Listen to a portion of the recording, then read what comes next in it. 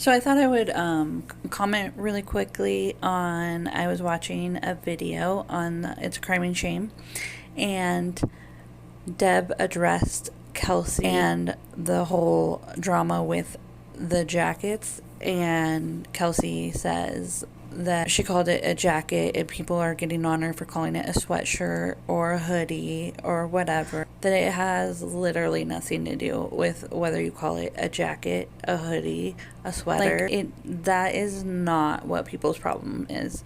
The problem is that on the missing persons report, and for at least 6 months afterwards, there was no mention of any sweaters.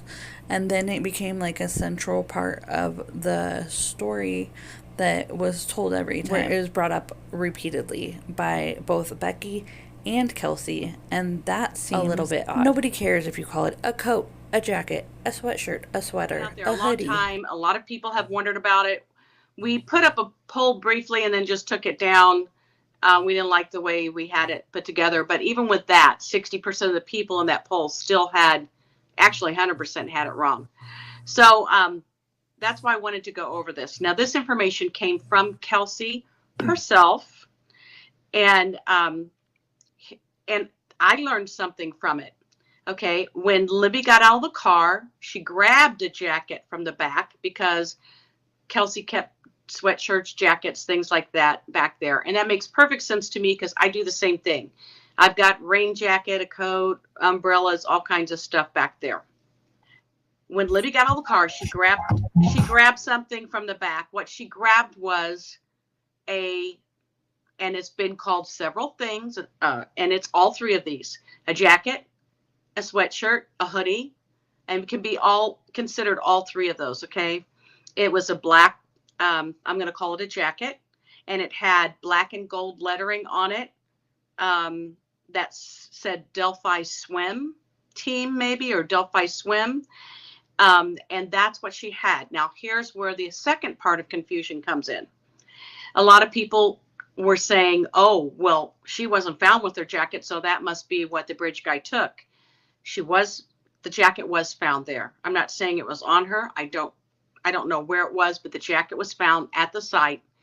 It was there, and either law enforcement have it or it was returned to the family. That I'm not sure of. So I wanted to clear that up. And how Kelsi knew, and I think this brings some of that, people like to try to pull poor Kelsi into this. I think the reason that Kelsi even knew what she had grabbed, because she's in the front seat, she grabs something out the back and walks off. You don't think about it, right? The reason that she knew is that law enforcement told her what they found, that it was the Delphi Swim with the black and gold lettering. And so that's how she knew.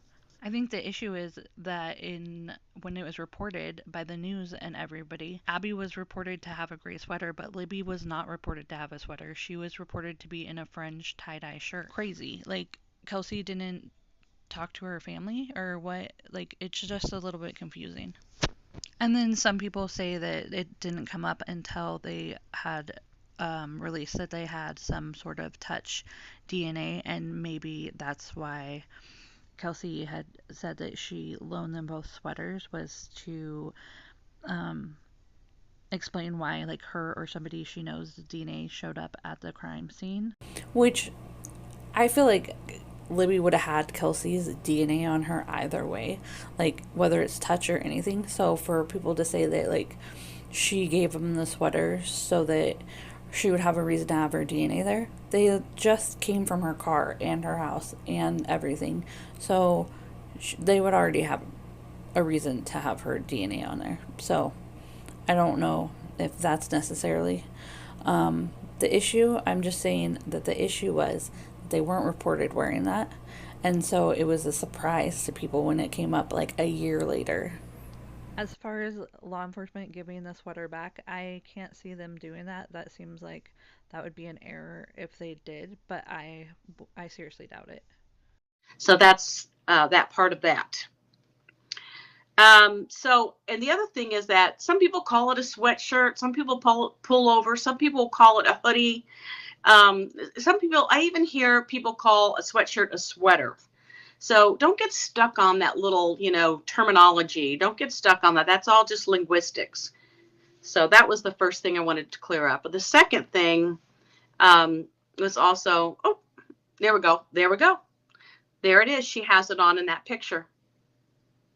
Delphi swimming. Is that what it says? Yeah. Black with the gold letters. Yeah. So, let that be cleared up. And I hope that it helps people to understand why it seemed confusing. Okay. People get hung up on linguistics that don't matter, and they try to make a whole case about it.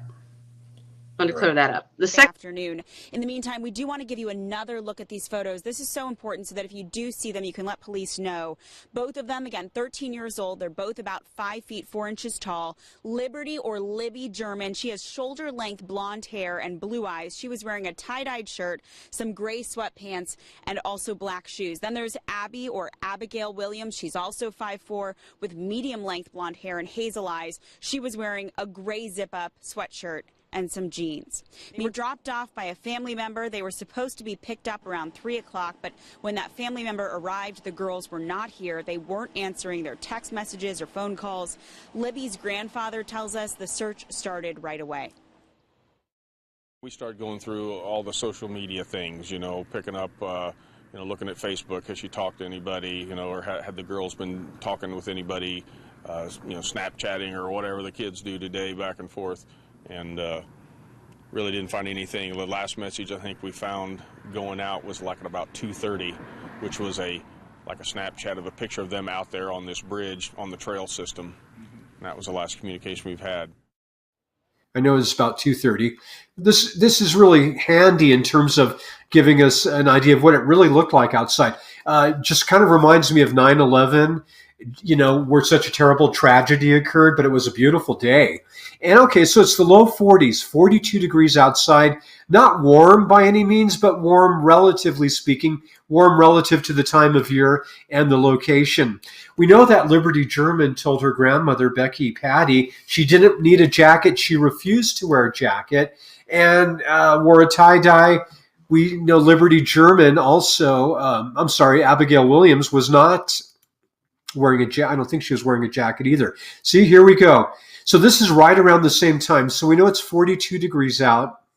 Not sure what the wind speed was that would affect the temperature, but you can see they're you get once you walk a mile. I know in my case, once I go about a mile, whether I'm riding a bike, hiking, jogging, or walking, that's when my body temperature starts to warm up. So we know Liberty German has no jacket. Abigail Williams has a sweater, but it's not even zipped up. It's a beautiful day outside. Okay, let's go back to the webcam footage here. So here we go. Beautiful.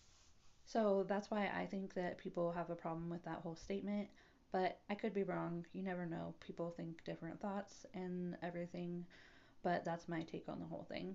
Thanks. Ding, ding, ding.